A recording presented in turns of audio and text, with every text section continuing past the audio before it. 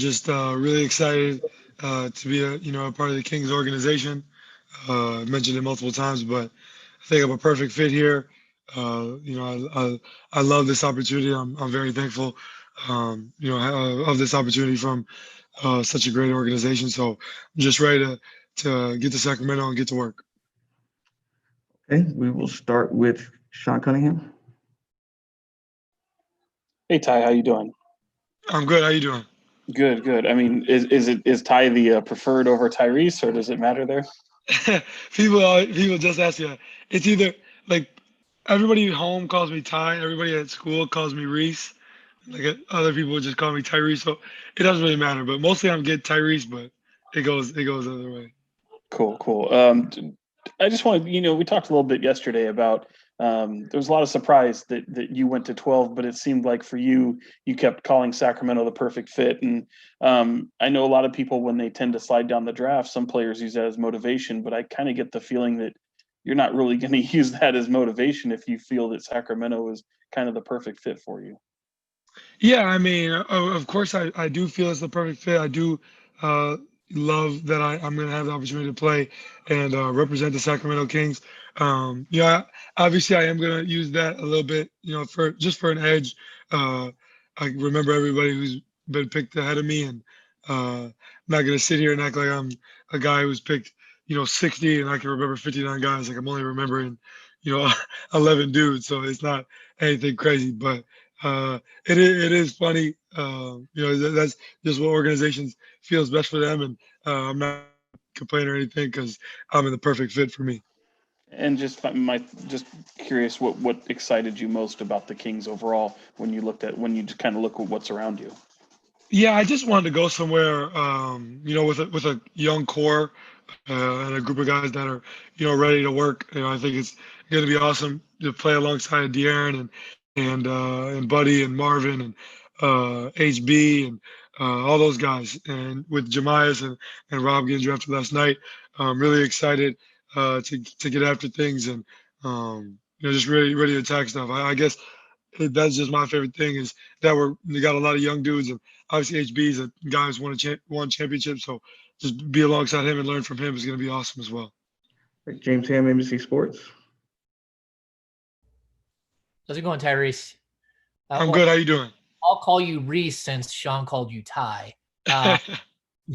Hey, there's some talk this morning that you and your agent may have done a little bit of work to get you to Sacramento.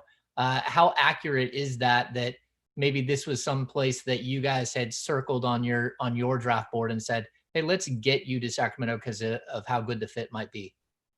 Yeah, I mean, I don't know about all the all the behind the scenes stuff that really goes on, but I do know that Sacramento was the perfect place for me and somewhere that we really looked at and thought it would be a perfect fit. Somewhere where we felt like I'd have an opportunity right away. I feel like some guys want to get drafted and feel like they're deserving of things. All that I can really ask for is the opportunity, and hope that I capitalize on that. So I feel like here in Sacramento, that's exactly what I have is opportunity, and whether I capitalize on that is up to me. So just looking forward to having that opportunity. And have you, in your conversations with the Kings, do you see yourself in this first year as a starter or as a Super Six? What is it you kind of see yourself playing? Whatever's needed to win games. I guess we'll know that answer as we get closer to the official start date of our first game. But whatever's really needed. In college, my freshman year, I was playing to be the sixth man all year, and a guy got hurt, and I became a starter for the rest of the year. So I don't have any real expectations. Obviously, do I want to start and have aspirations to be the best, of course, but it's about it's a team game for a reason. I just want to win games. So whatever is perfect for that. Jason Anderson, Sacramento Bee. Ty, how you doing today, buddy? Nice to meet you. Yeah, good to meet you too. Congratulations. Hey, a couple things. I talked to one of your trainers out in Vegas last night, and he talked about the work you did with your nutrition and your body. He said you were up to about 185 now. Is that accurate? Yep, that's accurate. Okay. How, and you were listed at 175 at Iowa State. So does that mean in the last 4 months you put on about 10 pounds? Well, I actually left school at 168. Okay. So what is that, like 17? Yeah, it was quick Yeah, he math. said 18, but I wasn't sure if that was right. Yeah, 17, 18 pounds up to this point. So, um, yeah, I just really been honing in on that part. We've obviously, had a lot of time to worry and fix holes in our game. So, my body obviously being something that I wanted to work on, and just spent a lot of time working on that.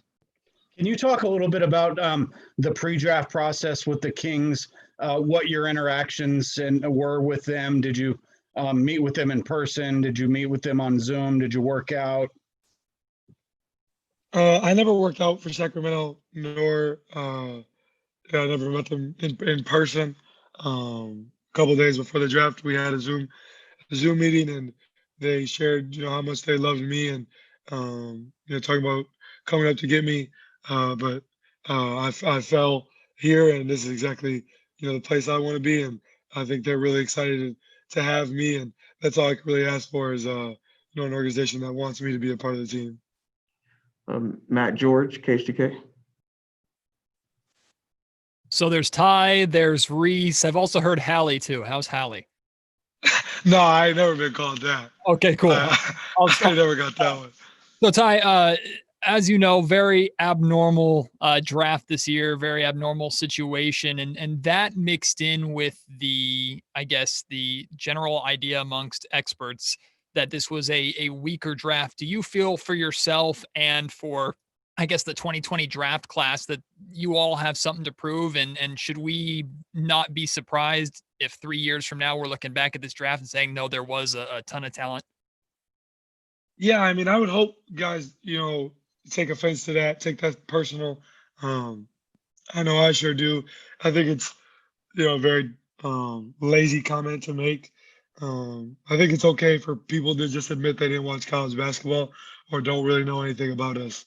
I think everybody wants to be an expert, and they don't really know what they're talking about, so they just start talking unnecessarily sometimes. So for me, I think in a couple of years we will look back on this and realize that it was a good draft. And I think a lot of times the experts are saying like, oh, this draft only has like a couple good role players and maybe one all-star or something like that. But it's like that's what every draft is. Like I don't understand that. Like the 03 draft obviously had Brown, D Wade, Melo, and Chris Bosh, like four all-stars, four Hall of Famers. Like he's got to give it some time.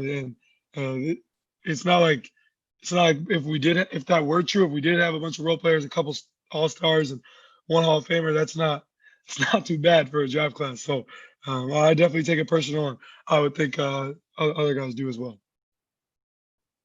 Tony Harvey.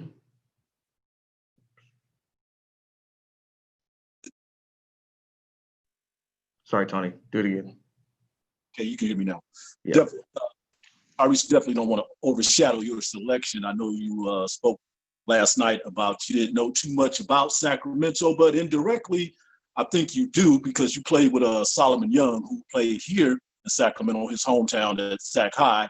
I was able to watch a couple of games on television, of course, with you, and I noticed that your passing ability is I wouldn't say super great, but beyond that, could you talk a little bit about, your style of play and what you expect to bring to the Kings, and how did that college experience work out for you, for those 2 seasons that you played at Iowa State? Yeah, so I guess to attack the first part of your question, my whole life I've been a point guard, so I get more joy in seeing my teammates score and my teammates win than anything. I think as a young kid in my area, I've always been one of the best or the best or just one of the better players. So growing up, we used to beat up on other teams. So it was fun for me to get my teammates involved, teammates that didn't get in the game too much, and see them score and have fun. That was really the most fun part for me. And I think that's just kind of how I've grown up. And, I talk about it all the time, but my dad had me watch a lot of 90s clips and watch a lot of 90s basketball. So Magic Johnson is a big inspiration to my game. He tweeted at me yesterday, so that was a dream come true. I tried to be as cool, calm, and collected as possible when I saw that, but that's kind of just been the inspiration, of my game. And then, what was the second part of your question? Well, how did those 2 years of you playing at Iowa State, prepare you for the next level? Yeah, I think what it did do was my freshman year, I played primarily off the ball. It was something that I've never done before. So it was an adjustment. It was learning, just seeing where I feel best on the court and where's the right places to be, and kind of just that transition to college. And then my sophomore year, I got to go back to my role as a primary ball handler. So I think it just kind of put me in two different situations. Dealt with a lot of adversity in two different situations. My freshman year, obviously winning the Big 12 championship, we got a team full of talent, excuse me, with five or six pros, and last year's team, we struggled at times, and it was an uphill battle a lot of times. So two different situations, and I feel like it just taught me how to deal with adversity and kind of just helped me grow up. Okay, Michelle Dapper, back to you. Hi, Ty. Welcome to Sacramento.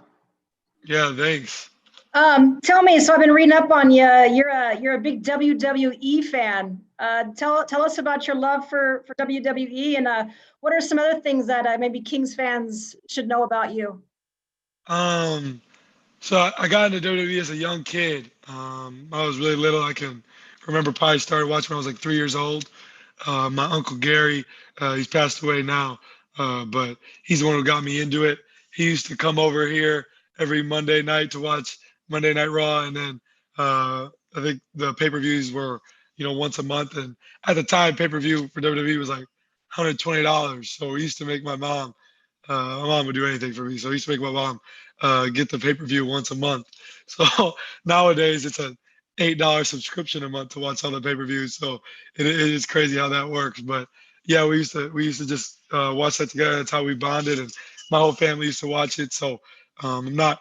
I don't watch it as much because obviously I'm really busy, but I still follow it, and that really just has been a passion of mine for the majority of my life. And then other than that, I'm into a lot of different things. I'm into fashion. If you couldn't tell by my draft suit last night, just like being different, like wearing different things.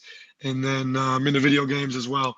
That's how I kind of connect with my friends and connect with my following or my fan base, through streaming on different streaming platforms. So that's kind of what I do in my free time.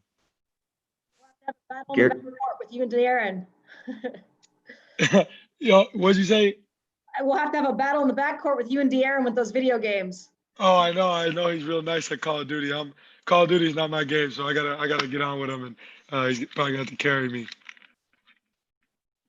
Okay, Gary Gerald, G-Man. Ty, you're going to love Sacramento. I'm involved in radio with the Sacramento Kings, and I think you're going to really enjoy the opportunities here. But I'm curious about, as you start this transition, what do you consider your biggest challenge? That's a good question. I would probably say, obviously things are a little different than a normal year. No summer league, so the room for error might be shrunk a little bit in terms of you're kind of thrown to the fire right away and expected to learn on the fly. I feel like that's how I learn best, but at the same time, being a young guy, you do want room for mistakes, and I think Coach Walden, and the Sacramento organization are going to do a great job of helping us young guys in this transition. But I do think that's a little of a disadvantage compared to, a normal year for guys is the room for error might be shrunk. We got to learn really fast. But I think that's going to be my biggest challenge is just coming back every day, being eager to learn and really honing in because we're going to get started here really quick and life's going to be moving really fast. So just managing my time right and, really continuing to be a student of the game and learning as much as I possibly can. Thank you. Yeah. Okay, Jason Wise, we got time for one more. Hey, Ty, welcome to SAC. Got a fun question for you. You were born on February 29th. Does that make you the youngest player to ever be drafted in the NBA at 5 years old? It might. I think we Google searched it one day. I think there might be like 3 players other than me that have been drafted, but I'm born on leap year, but they were a long time ago. I contemplated wearing the number 29. Thought it would be like a cool little story, but um, kids aren't allowed to wear it because you can't have the two of the digits with bigger numbers than 5. So I just went with 0. But yeah, it is a cool little story. Something that everybody thinks is really interesting. Fun fact is that I actually had a classmate growing up that was born on a leap year as well. So people that really wasn't crazy to us because we were just used to it here in Oshkosh because there was 2 of us. But when I tell other people, they think it's pretty crazy. Okay, I can do 2 more follow-ups, just 1 question each. Sean Cunningham. Ty, just looking at the experience you had with the wrist injury and coming off of that, how disappointing was it, and just what was rehab like, and how are you at now? Yeah, it was really disappointing just because obviously we were having a rough year and we had kind of hit the halfway point of Big 12 play. And, my biggest goal was just having a better second half to the Big 12 and trying to make a push for the NCAA tournament. And I thought against Kansas State, we came out guns a-blazing. We were playing really well. And to go down like that was really frustrating. It was a really hard time for me, but luckily I have a great support system that was in my corner. Same with not only my family, but the Iowa State staff, my friends that have made it at Iowa State, and all the people I'm not mentioning. So I'm thankful for them. And I think it to a point, it was a blessing in disguise in the sense of that it allowed me to step away from the game of basketball and look at my game from a different point of view and see holes in my game that people pointed out and just kind of work on those. Really dive into film because I really had nothing else to do. So that was kind of what I was doing at home. I couldn't even play video games for the first couple weeks because I couldn't hold the controller in my left hand. So I dove into some. My girl had me watching Desperate Housewives. I think at the time that was terrible. So was just diving into film as much as possible. Right, James Ham. Yeah, Ty, on that, how much do you think your ability to do film study is going to help you because of this shortened little stint here where you've got to really hit the books? And then secondly, you are one of the more polished interviews that we've seen come through the draft in a while. What is it? Where did you get that? Where did you find that sort of the confidence to sit and chat with media like this? Could you repeat your first question? I'm sorry. Oh, it's about film study and how much, the film study basically is going to help you moving into the shortened little season that, the build up to this season. Okay, yeah, my bad. I feel like it is going to be very beneficial because I feel like a lot of young guys coming to the NBA and obviously to get to the NBA, you have to be very talented. But some guys get to the NBA just off of talent.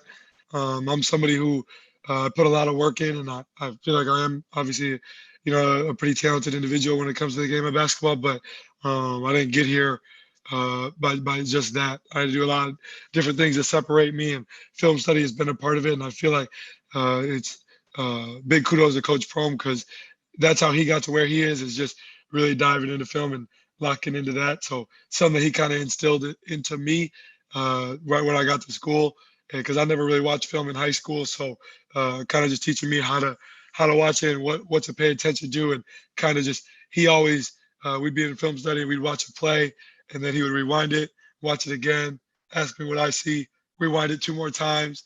And when I first got there, I was like, all right, man, I see it, but it was important because he wanted me to see everything. You know what I'm saying? So big kudos to him and the rest of the Iowa State staff because they're all the same way. And then to answer your second part of the question about interviews, I do think I'm a pretty well-spoken individual, thanks to my family. But at the same time, I did do a lot of stuff in high school.